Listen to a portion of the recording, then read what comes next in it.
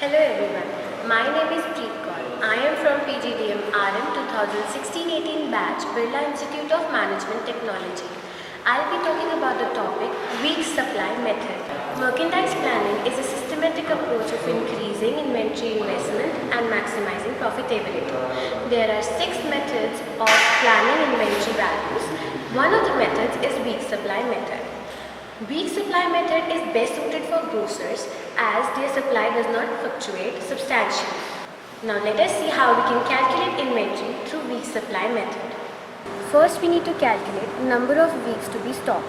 Number of weeks to be stocked can be calculated by dividing number of weeks in the period by the stock turnover rate for the period. Next we need to calculate average weekly supply. Average weekly supply is calculated by calculating the estimated supply for that period with the number of weeks in that period. Lastly, we need to calculate the retail price of the supply. Retail price of the supply is calculated by multiplying the average weekly sales with the number of weeks supply. Thus, how many weeks supply you need will depend upon the season's stock turnover. Let's take you to Frush to explain you how weak supply method works.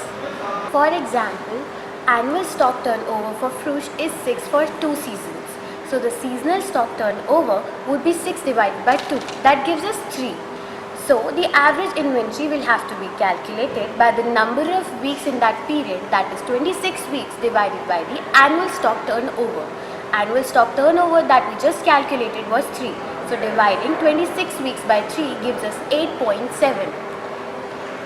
Now we have an 8.7 weeks of inventory to be managed. So to find the retail value of the supply, we'll have to multiply 8.7 weeks with 2500 rupees, which gives us 21,750 rupees. Thus, simply we could calculate how to manage inventory through weak supply method.